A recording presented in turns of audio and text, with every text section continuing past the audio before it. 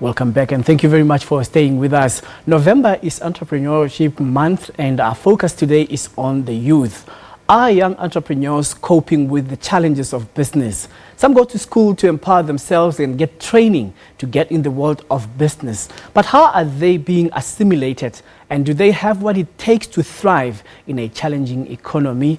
And such as this one, where the GDP figures are low and we have low investment appetite in our country. Our guest is Kabelo Ncholo, who is the founder and CEO of Your Self-Management, an award-winning through-the-line marketing agency specializing in the African market. Thank you very much for coming to our program. Thank you for inviting us, and such an honor, Colin. All right. So you are called an entrepreneur and you have won awards.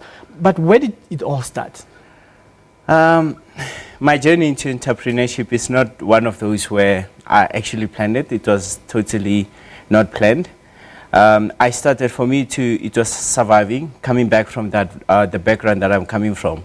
Coming to Joburg, the career that I wanted to do, which is to go into medical field, I was late. I found myself working as a waiter. I have to pay rent. And it just rised when the restaurant that I was working at I was serving customers. Then schools used to book the very same restaurants for them to host matric farewells. And the opportunity rises from there. That was 2001. And 15 years later, that was the birth of Your Self-Management. When we talk to entrepreneurs, we touch on the issue of money for a startup. Did you get the money to start yours? Like I said, I started Your Self-Management with 350 rand tip. I printed pamphlets, which is, I thought by then it was my profile. And I didn't have, that's all I had. And that was my kickstart for my business today. And you're looking at the business today where you have over 300 staff that you employed. I've never had funding from government. And I started with 300. And for me, it was a drive.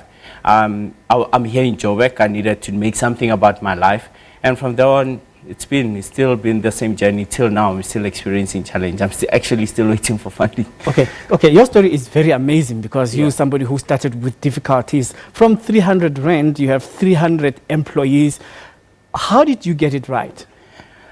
To me, I think as I was building up myself, when we started working, I was working with every time with the people that I was staying with. And I had this thing in me, interesting enough, that you cannot really achieve anything unless you work with a team. And I wanted to build an establishment. Then 2006, while I didn't even know what was I doing. I was doing bits of that and this. I was doing some club promotions, and I had to meet Michelle Combrick, who then introduced me to the marketing world. The moment I walked into Zinto and I looked at the establishment or the company, I knew what I wanted, and that was exactly what I wanted, which is benchmarking with her company. And it was just not for me to go get a work and feed myself, but for me to build a brand and to build an organization. And that's why when we started to do well in Joburg, I was like, okay, I'm doing well in Joburg, but why can't I open the very same establishment in Cape Town? I did well in Cape Town, same, can't I open the very same establishment in Durban?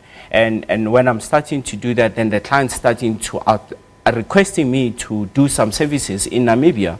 And I saw the need for us to birth yourself in Namibia, and the very same thing applied for the birth of yourself in Zambia. So it was that edge and that desire for me to be able to build something and to give back, because I know where I'm coming from.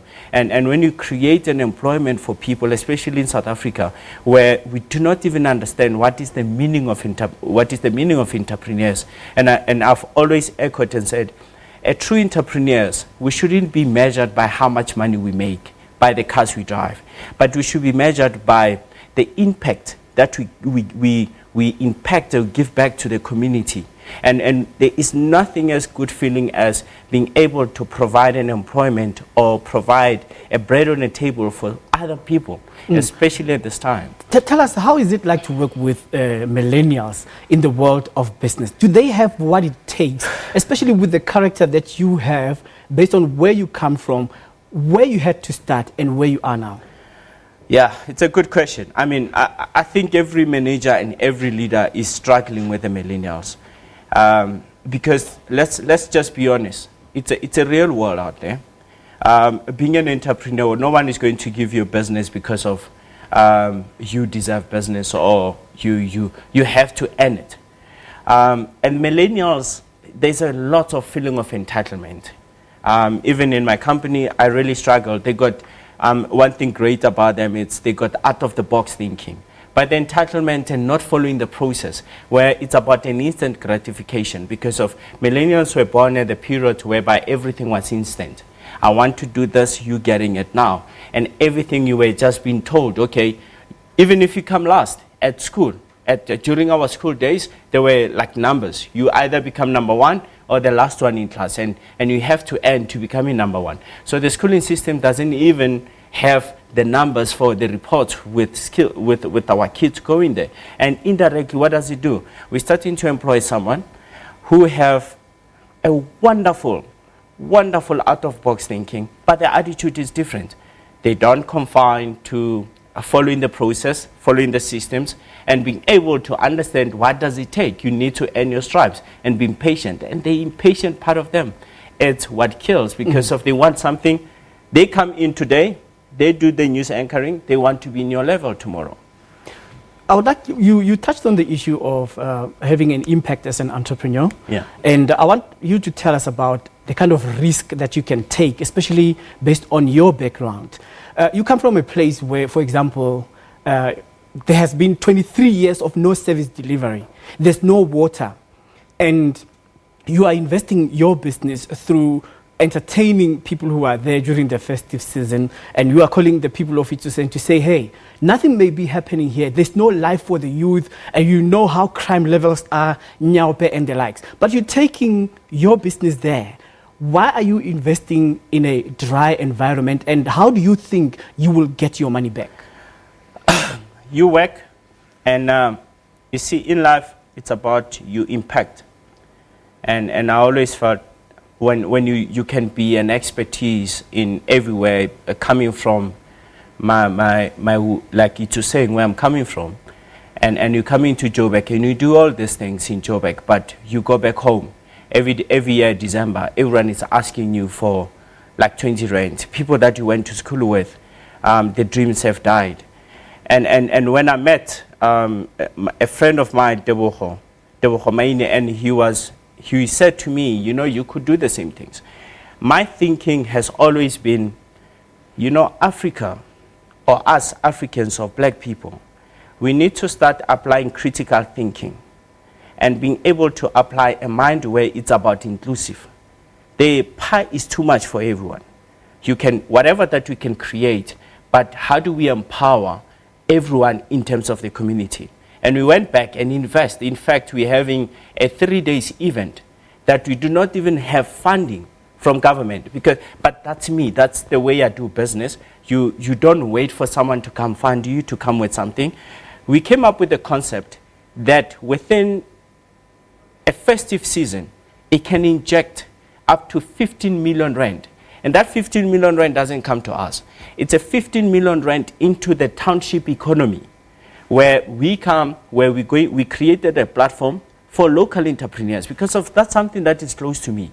And how do you create a platform where these people, they will be able to, when every sale, everyone is talking about upscaling the sale, and we created that platform. We created a platform whereby 60% of our service providers, they're coming from the township. And that for us was, Kabelo, business-wise, you are doing well, but what is it that can you give back to your community? Instant gratification. And not only have I been doing that, I adopted the primary school that I'm coming from Gelexpan, the village Papong. I've been very active in terms of giving back to the communities, because of, to me, is as entrepreneurs, as we go up, we should go up with pillars of our society, or more importantly, of the people that is building us tomorrow, because of when you fall and you got the strong pillars, are the very same pillars that will be able to carry up. Okay. And lastly, I always say this, that money is everywhere and everyone can make money. But as we build our career as entrepreneurs, our houses shouldn't be built in a foundation, and the foundations that we have is a grave of others. We can move forward as others, and we as African, we can do so much, because of we need to create a web whereby the economy, the exchange of funds, it needs to go through to 7 black people or our own people from the township before it leaves us. So if it can do that, we will combat unemployment. We will be able to think of each other. Okay. You said a mouthful, man. Thank you very much for making time to speak to us. We really appreciate it. And congratulations on your establishment. I mean, I can imagine from rags to riches, man. Okay. I'm still waiting for the riches, by the way. All right. Okay. Kabelo Ncholo is the founder and CEO of Yourself Management and award-winning through-the-line marketing agency specializing in the African market. Man, you probably met him when he was asking you, table for 2. He was a waiter and he started his business from only 350 rand. Let's now take a look at how the markets are doing.